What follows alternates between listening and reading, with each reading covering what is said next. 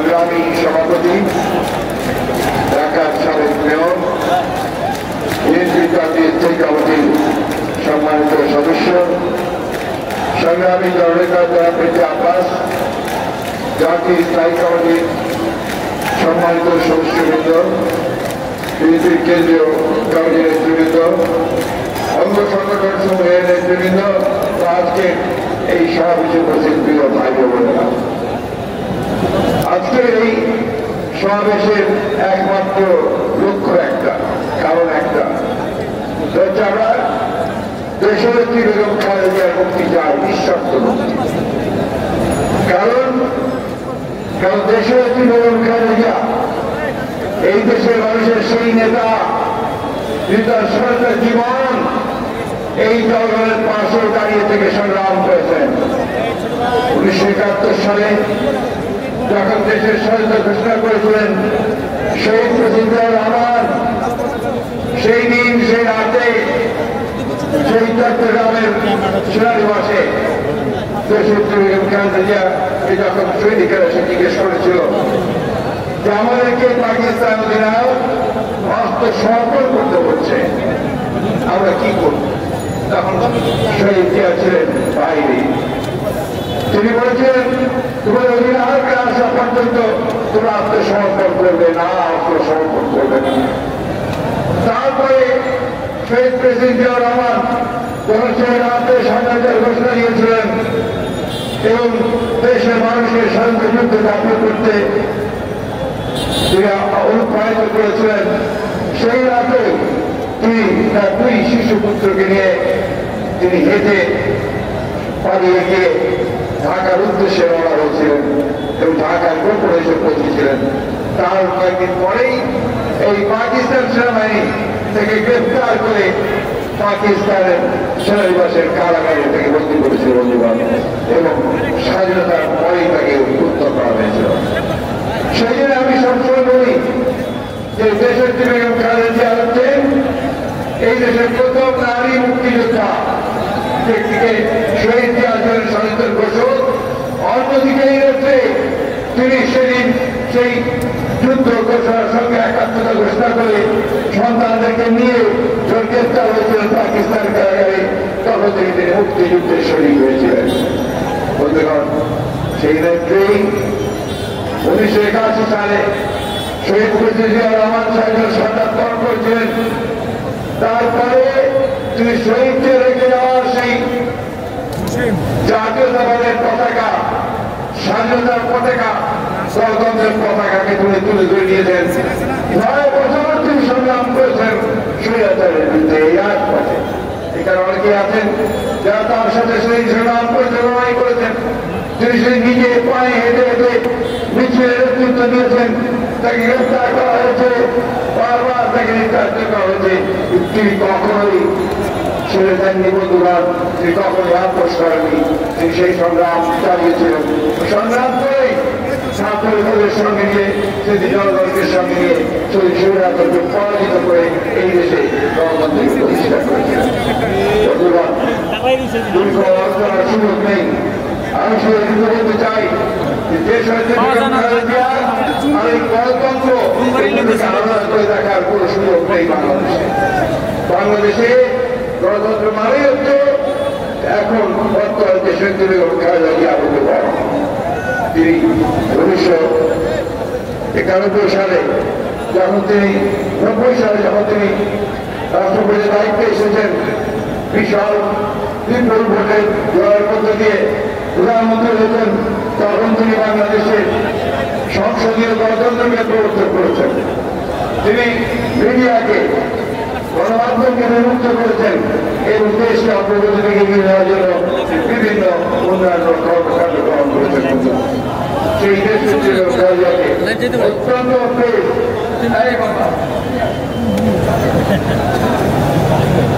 বই তোমার শোনো না কেন ভাই, আমাদের মায়ের সময় হয়ে গেছে, আমরা তোমার মতো প্লিজ প্লিজ। আমরা এই গণতন্ত্রের জন্য সংগ্রাম করছি দীর্ঘ 15 বছর। আপনাদের মনে থাকা উচিত যে 2018 সালে দেশের বিরুদ্ধে একে সাজানো মামলা তৈরি করে তাকে সাজা দিয়ে দেওয়ার জন্য তারা নিয়ে যায় সেই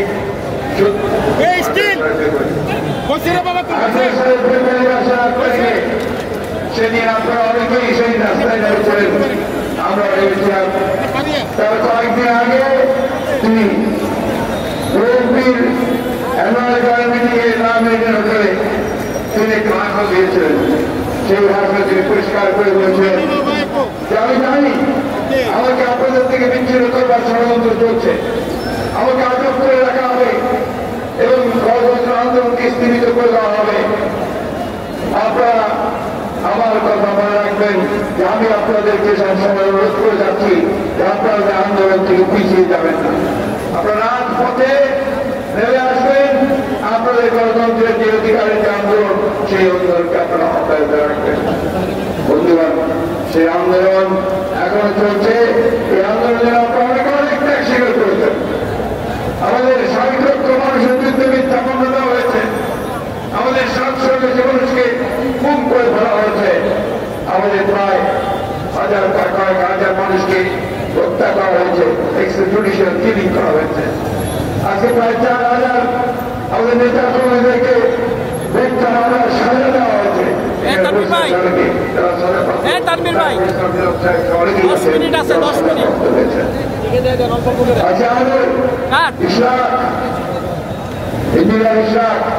এখন পর্যন্ত কারাগারে আটক হয়ে আছে। আমাদের কিন্তু প্রিয় নেতা আমাদের আব্দুল সালাম পিন্টু, তাকে আজকে ১৫ বছর ১৬ বছর ধরে কারাগারে মিথ্যা মামলা আটক করা হয়েছে। যুদ্ধ যেমন বাবুকে আটক করা হয়েছে, এখন এনাম সহ আরো কারাগারে আটক করা হয়েছে। উদ্দেশ্য একটাই বন্ধুগণ, উদ্দেশ্য হচ্ছে বাংলাদেশের গণতান্ত্রিক মানুষ, গণতান্ত্রিক তরুণ যুবক, তাদেরকে গ্রেফতার করে আটক করে তাদেরকে নির্যাতন করে খুন করে দিয়ে এই দেশে গণতন্ত্রকে চিরদিনের জন্য পরাজিত করা এবং করেছে তারা। তাই আজকে দেখুন কি গোটা দেশের দিকে থাকবে, দেখুন ৩-৩টা নির্বাচন হয়ে গেছে। প্রত্যেকটি নির্বাচনেই তারা তাদের দলকে ক্ষমতা নিয়ে আসার জন্য অনেক কৌশল করেছে।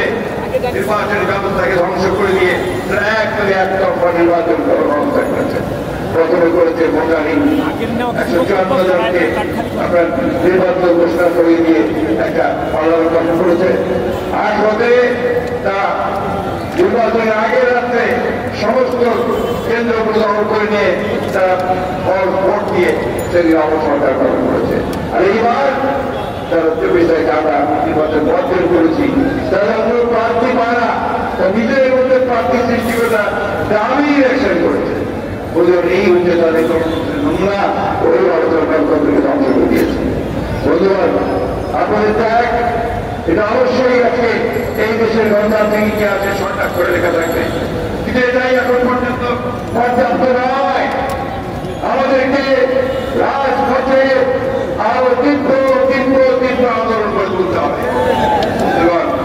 আমরা জানি বারবার করে আমরা বলেছি, আমাদের কবিরা বলেছেন যে মানুষের মৃত্যু একবার দুইবার না। শেক্সপিয়ার তার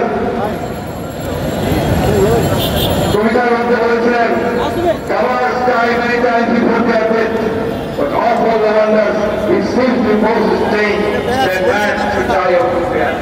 ভয়ে মারা যাওয়ায় কোনো পৌরুষ নেই।